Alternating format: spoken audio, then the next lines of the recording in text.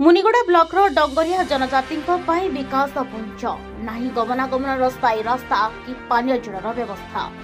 केंद्र और राज्य सरकार डंगरिया जनजाति बहुविध योजन राज्य सरकार आईटीडीए और डीकेडीए संस्था माध्यम यातायात रास्ता पानीय जल तथा आलोकीकरण एवं अन्य उन्नयन निमंते वार्षिक कोटी कोटी टंका जोगाई दि जाउछि। अर्थ को विभागीय अधिकारी और दल हाथी अधिकारी और धड़ा हाथी पोषा जाउथबा बेले बड़ पहाड़ में खरा वर्षा खाई पड़ी रहिथिबा सरल डंगरिया जनजाति माननकु मौलिक सुविधारू वंचित करी यातायात पाई स्थायी रास्ताटी नाही।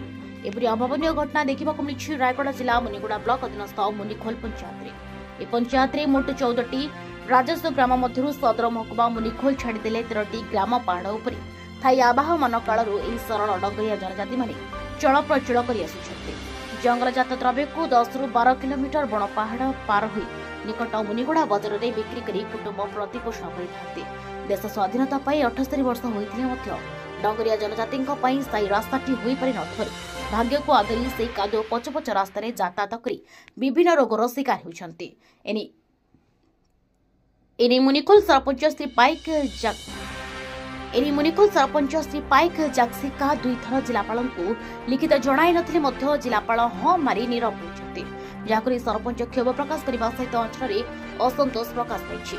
नियमगिरी पर्वतमाला शह शह वर्ष धरी रही आसुथिबा निरीह आदिम डंगरिया जनजाति विकास पंच हो पड़ता अभियोग होइछि, जहाकु नै जीविका जीवन शोचनीय हो पड़िछि। सरकार डंगरिया जनजाति उन्नयन पर 2टी स्वतंत्र संस्था थिबा सहित ग्राम पंचायत और पंचायत समिति उन्नयन दिगरे हाथ बढ़ाइछि। सरकार एते व्यवस्था थाई मध्य मौलिक समस्या समाधान होनथिबारु जंत्रणा भोगुछन्ति।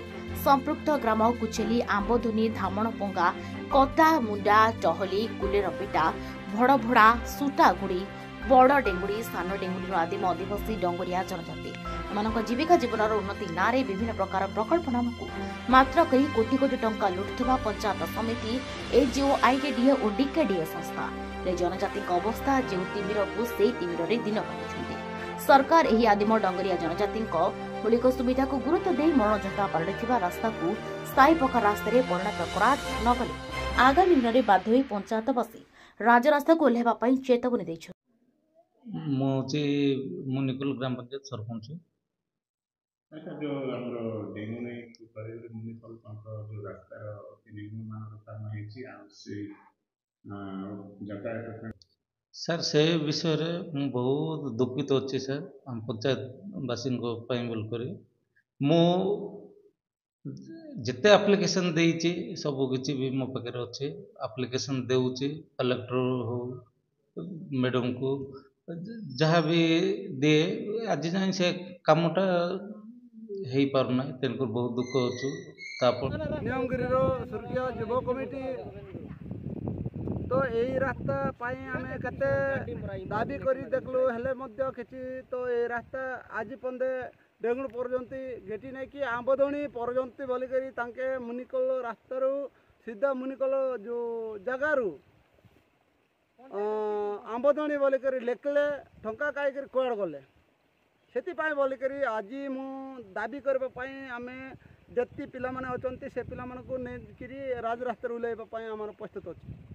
और रास्ता बहुत आम आधा घंटा पहुँचवाटा घंटा लगी जाऊँगी। रास्ता घाट भी भयंकर पूरा मार्केट गाड़ी की ज्वर पेसेंट नहीं पारना गाँव बहुत असुविधा हो जाऊँगी। रास्ता करदेव बोलुन अधार छाड़ी दौरान करदेव बोली आर आसुना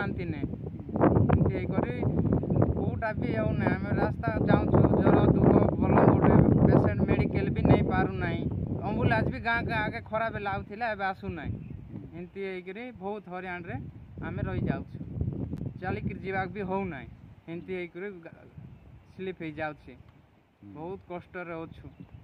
डेंगुड़ मुनिगुड़ा जावाई अध घंटा लगुच ना कि मैक्सीम आमको 2-3 घंटा लगी जाऊे रोड खराब आउ वर्षा सीजन रे तो घाटी जाक तो बेसी स्लीप हो जाऊे आ गो पेसेंट गोटे असुविधा ज्वर दुख भल मंद कि आमको सुविधा मिलूनी जोड़ा काम चली सेटा ना कि हो पार्ला ना आबे से भाई कहला सब आसिक ना कि घाटी जाकर रामटे रामटे पड़ेगा जो अवस्था कर से पड़ेगा से देखा दर्शन होना किसी ना। रायगढ़ जिला प्रतिनिधि मालेश कौशलଙ୍କ रिपोर्ट सबुदिन टीवी।